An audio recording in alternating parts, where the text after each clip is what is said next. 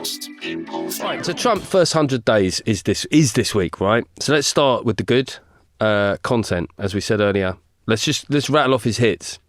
Oval Office bust up. Oval Office bust up. Made me tense, but then... here's one that we forgot. You remember quite early on there was a plane crash and he went on there and he was, for about 5 minutes, he was really reverent and then he was like, this is fucking diversity did this. Yes, he blamed it on, I think, psychopathic... That was like the first big one where I was like, he's back. He's back. Yeah. He blamed on psychopathic Asian dwarfs, I think. As we were all thinking it. We were all thinking he it. Said about it. time somebody fucking said it. He said it. I mean, it was, well, you know what was interesting about that was even a lot of people on the right were like, fucking hell, Jesus Christ, that's quite out there. So that's a take. I mean, Liberation Day, you know, forget what happened afterwards, and this is not about policy. Just in terms of... Well, it's never about policy. Just in terms of something to look forward to.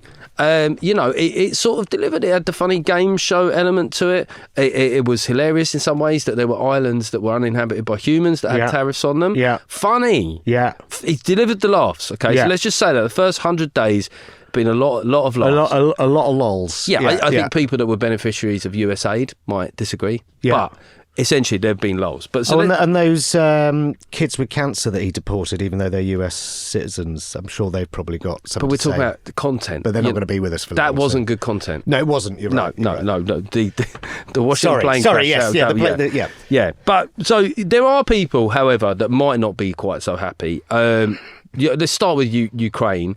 Now, there's been a lot of Trump leaning towards Russia, you know, hasn't really said much critical about them. But did you see last week when there was an attack on Kyiv and Trump said, Vladimir, stop? Which I sort of felt like, it was like somebody was at a dinner party being just a bit too hilarious. Yeah. Like, too much. It's too much. You are too much. It has been... it has been a bit mad, that whole sort of thing with... I mean, we always knew that he's sort of...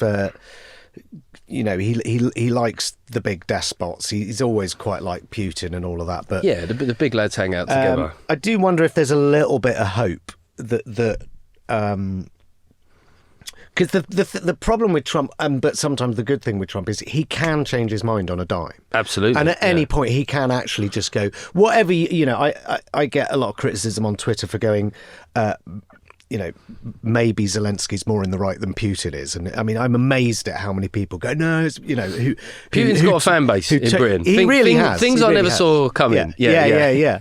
I mean, Trump, like, that iconic photo, again, content, the photo of him and Zelensky in the churchy place. Yeah. Are you joking? Amazing. Yeah. And what we had in that moment, you don't get often from Trump, was you got the I'm being serious Donald now. Yeah. And I always feel quite reassured by that. I'm like, okay, maybe he's not always... But also, like, that Oval Office bust-up, I mean, you know, Zelensky, give him his due, but he wasn't prepped and he did sort of poke a stick a little bit, right? He could have been a bit more prepped. And I just wondered... Yeah. Because that was a 15-minute meeting in the middle of a fucking church or whatever.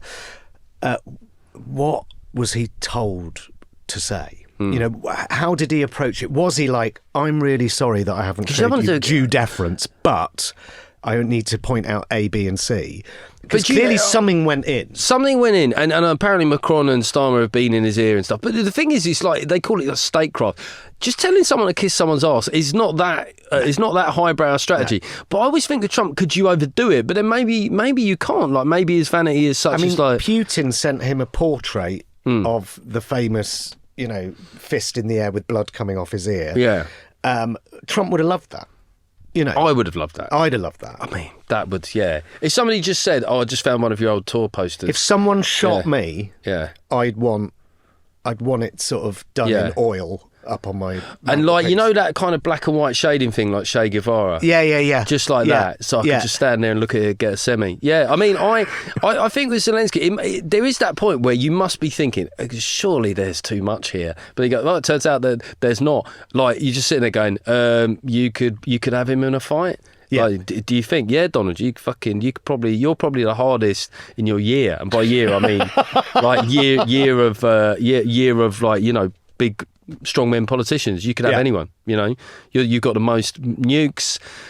Your hair is sort of merged from that real ginger into this lovely. His hair colour, I do like his hair colour. It is nice. It's gone white with a hue of sort of rust. He is grey. He's got a rust belt on his head. Greying gracefully. He is, and I don't know. I don't know. It's incredible that we've ended up. This is the genius of the man. We're discussing his hair. Let's get back, right? Tariffs. There is. Yeah, go on. Let's do tariffs. Let's do tariffs. But I mean, his hair is more interesting to talk about than tariffs. That's the problem. But he did have a mandate, and even it felt like people on the left were like, you know what? There's no sense of Russian collusion. Well, certainly not before the election, right? People voted for this with their eyes open. They know who he is. People voted to the left, sort of step back, and the biggest thing is the tariff thing. And it can't say that he didn't trail this, because he said tariffs was his favourite word in the English language, right? And it just doesn't feel like, to me, it went that well. I mean, I know that there's still this 10% baseline that they might say has gone well, but by all accounts, he had a sit down with some of the big American brands recently. It just sort of said, it's like, what are you doing, mate? Donald, mate, it's not, Americans like buying shit. There's been no shit to buy. Soon. So, and his argument, it's sort of been paradoxical. He's like, we're going to earn all this money off tariffs, but we're going to make it here. Yeah, well, which one of those is it? So the tariffs thing, I think he definitely backed down. Yeah, but when Trump backs down, the beauty of Trump is if something goes wrong, he'll go, it went well. If he backs down and someone points out these back down, he'll go, no, I didn't. So, he's sort of bulletproof, he's Teflon, isn't he? Because even if he fucks up, which he has fucked up this tariff thing, he's never going to admit it. And his supporters believe what he says over reality. So if he says it's been a great success, they'll kind of go with it. I heard a great analogy about the tariffs. It's like, tariffs is a tool, right? And it's like you got a leak in your house and you go out and you buy a tool, but you have no plumbing experience whatsoever. So you're just sort of like, so he has absolutely no idea how economics works. He doesn't even really understand how to use this tool because he thinks they pay for it, not them. He doesn't really know what he's fucking doing. What's really interesting about the difference between his first presidency and his second presidency, I don't think this would have happened in his first presidency, right? Well, he still had the inverted commas grown-ups in the room. He had the grown-ups in the room. I honestly think for about the first 12 to 18 months, he was just working out what the fucking job was. He didn't really get... And now he does know what the right, wrong... wrongs are of the office, but he doesn't give a fuck. Whereas the first time around, I don't think he actually understood the office. He wanted to do the the presidency stuff, didn't he? Yeah, he just wanted to, helicopters and all that shit. Yeah. And that was the first sort of 18 months. And then the last 2 years of his presidency was COVID, and he was sort of trapped in that. So I don't think we ever really saw him. No, he certainly full pelt. And this time round, he's sort of, there's a more of a confidence about him, and also it's not. You can be more open if you think Trump is a good bet and you like him. There is more incentive now to say openly. There's certainly people in the American electorate that are willing to give him a bit more leeway. I mean, there is an argument like, if he's restrained by the bond markets, as a man of the left, does it not concern you a bit that these kind of money lending markets can now they might have stopped radical action you didn't like in the case of Liz Truss, but it's certainly Labour's wings have been clipped, and then you get a sort of protectionist agenda for Trump. I mean, maybe this has always been the way, but certainly in my lifetime we've never been as conscious of the ability of the bond markets to essentially go, no, too much. I mean, can anybody enact a radical agenda anymore? Fucking hell, that was a proper big podcast question, that, wasn't it? Can anybody enact? Trump's the wrong person to talk about in those terms of having a radical agenda, because he does have a radical agenda, but he's sort of not very good at his job in that regard. He doesn't really achieve much. But I guess he would say that this is a long-term thing, right? And we can't just get rattled in the short term. We've got to see it through to the other side. But if you look at any kind of like big Western countries, every time they try to do something radical, like the sort of establishment shits itself, which is fair enough. The establishment has every right to soil its pants, but it does feel like we are now kind of locked into a fairly established way of doing things. COVID showed that all the Western countries basically did more or less the same I mean, thing. they all these sort of Trump folded within minutes, and we all sort of merrily went along with it. I like that. I mean, was that the Trump dance? It was actually, yeah. Do you remember after you first got in, there were quite a lot of people doing that? There's slightly less now, I think. Yeah. There was like NFL players doing that, and then they suddenly realised that people from their community had been illegally deported. But there wasn't look. We'll say this, right, to close off the section. First 100 days of Trump, it did start with an unusual amount of goodwill, even from sort of liberal commentators in the press where they were like, hey, people voted for this. I would even I had a sense that. I mean, I knew he would. As soon as he became nominated, I was like, "It's a shit," and I couldn't understand why people going, "I think she's going to do it. I think she's going to do it." I thought she was demonstrably not as good a candidate as Trump, and that's fucking saying something because I can't fucking stand the man. But a good candidate means something different. It's not a judgment on the person or their politics. It's like, how do you get out in front of the public and sell yourself? I always remember like all those fucking like legacy celebrities we're so taken with, but she's got Eminem, she's got Beyonce. That's like, who gives a fuck? That's like going, she's got fucking Simon Cowell. That was not exactly like that, Geoff. But but he started with goodwill.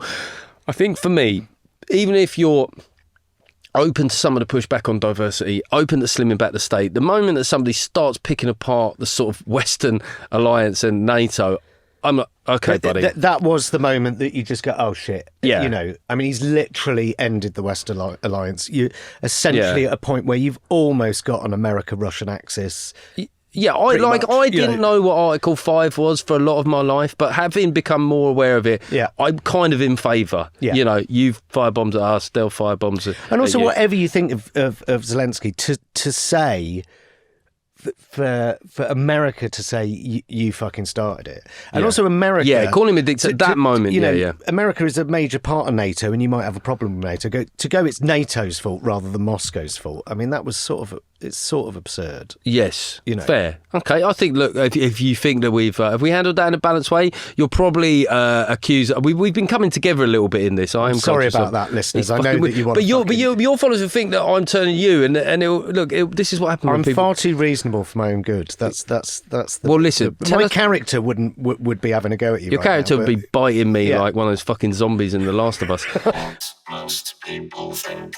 So we join us now. If you want to listen, we ended the Patreon only discussing. We were talking about Kneecap and their controversial inverted commas messaging, but we sort of covered the Dua Lipa. We were talking about the artist Dua Lipa in there, saying that she sounded like a 5-door hatchback. Yeah.